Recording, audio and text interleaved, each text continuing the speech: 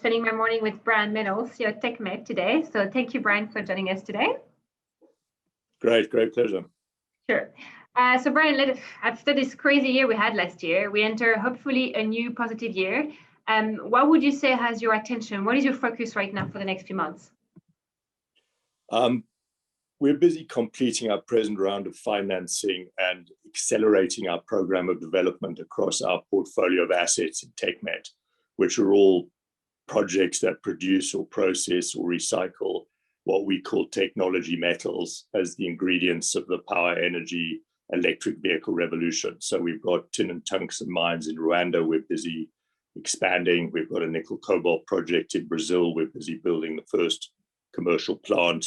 Our lithium-ion battery recycling company in Canada has now 2 commercial plants, one in Canada, one in New York State in Rochester, and is busy listing through a SPAC merger on the New York Stock Exchange.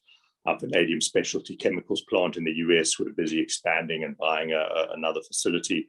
So we're very, very busy, both on the funding side and on the development and investment side, and on the looking for new assets to add to our portfolio. So it is an exciting time for us and an exciting time for our industry and for the world, given the power electric vehicle revolution gaining pace and the short supply of some of the ingredients that build those systems.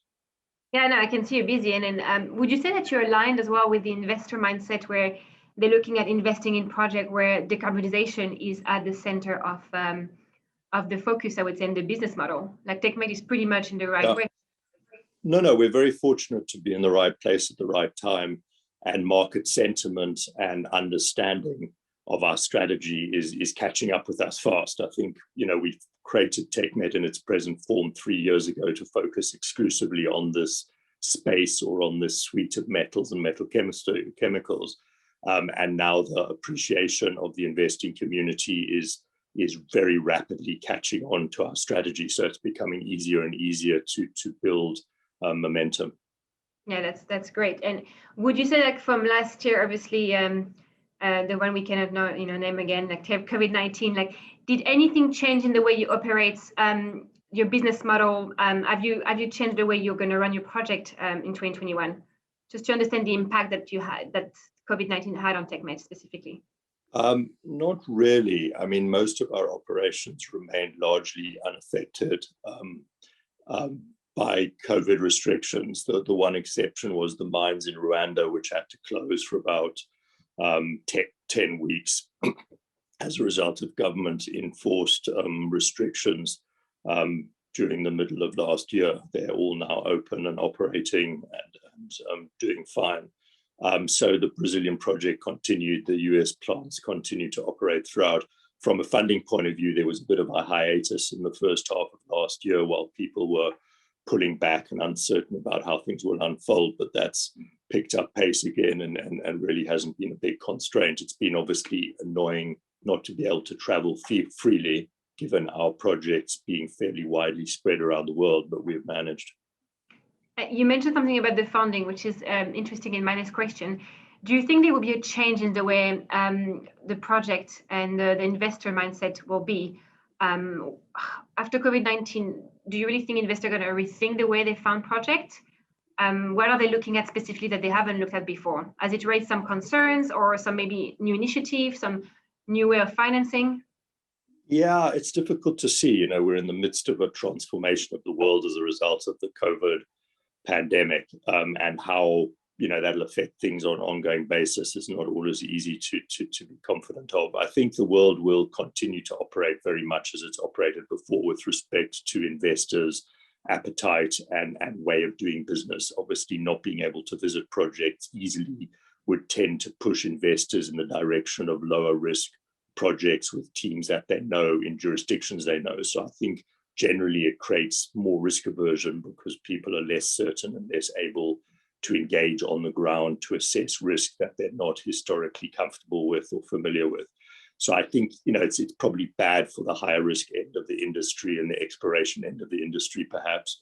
But apart from generally the difference for ourselves developing fairly advanced projects or expanding existing producing assets is not that considerable, I don't think. We're managing and continuing to do everything we would have done before.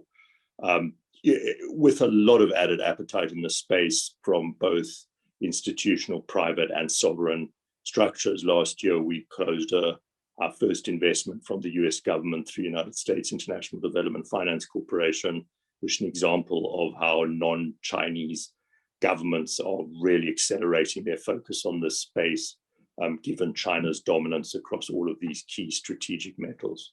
Yeah, that was the big news of last year, one of the great news from last year that we remember, actually.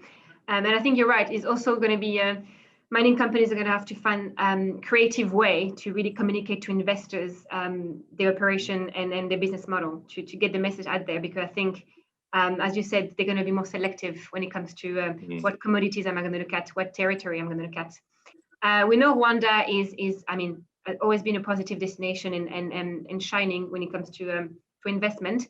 Would you be able to give us some update on the project on which you're working on? Yeah, we have a complex of tin mines in the Rutongo concession area that we're operating and starting a phased investment and expansion program to more than triple production over the next 18 months. We're doing the same on our tungsten mine, Nyakabingo, where we are producing. All of these assets have been in production for very, very many years, but on a labor-intensive, low-tech basis, which we're now transforming to semi-mechanized conventional mining as we expand those projects. We are in the process of merging with Piran Resources, which is the second biggest mining company in Rwanda, with biggest mining company in Rwanda, to create a bigger, more diverse portfolio of tin, tungsten, tantalum projects with lithium exploration potential for us to invest in and build a much more substantial operational and production base in Rwanda over the coming years. So we are very committed to the country and very much looking forward to accelerating our investment program beyond this merger, which is being consummated hopefully over the next 2-3 months. Fantastic. I was about to ask, what is the deadline for that merge? It's great. It's something that we can look forward for Rwanda. So I would ask you something last but not least. You are an experienced, obviously, miners in the region, and then you have already a really positive message when it comes to running operation in Rwanda. For all the junior that may be considering Rwanda or East Africa as a project development destination, what would you advise, and what would you advise them not to do specifically in a new environment that the pandemic has imposed? Rwanda remains a very desirable place to invest in from a point of view of sort of discipline and organization and competence on the part of government and regulators and infrastructure and power and local labor and the extent to which you have a very skilled and educated labor force domestically. So I think, as with anywhere in the world, engaging and investing requires intimate knowledge of the history and culture of the environment in which you're operating. And I think one can't overestimate the power and importance of relationships with both private and public sector players in that environment in order to assess and manage risk. So I think before one spends money on the ground, you have to be very comfortable that you have lines of communication and relationships of trust with government and other players that can sustain successful programs of development and deal with problems that arise when they arise, and they do arise. So there's no such thing as a smooth trajectory of investment and development. There are always challenges, and there are always ups and downs. And to manage them successfully, you have to know that you have local relationships politically and with your communities and with your labor force that are ones of trust and understanding that can therefore deal with problems when they arise. And that's the mistake a lot of people make, is thinking you can kind of parachute in and impose your values and your understanding of the environment. And when things go wrong, they go very wrong, and you can't fix them because you're not properly integrated and you don't understand how things actually work. And that takes years. It's not something you can pop in and out 3 times in 6 months and think you can invest in a country and manage the environment successfully. Yeah, no, mining is a long-term relationship when you start engaging it. And I think it's something that reflected a lot last year is most of the mining companies we've been engaging with and you confirming that having a strong local team has been definitely a game changer to ensure the success and the continuation of the operation during 2020. So I think it's something that really came out strongly, and even more now that the investing, not just financially, but also this into the skills and the trust you build with the local team to make sure that even if you can't travel, you can rely on a powerful team on site to deliver the operation. Yeah, and it goes the other way. I mean, governments also have to develop trust with investors. It's not a one-way street, because one has to feel that, one has a proper engagement from governments that is one you can rely on the intentions of. Absolutely.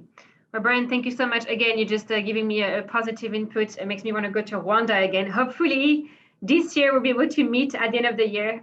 We'll see how it goes. But yeah, thank you for your input this morning. It's such a pleasure to have you again. And I'm looking forward to see you.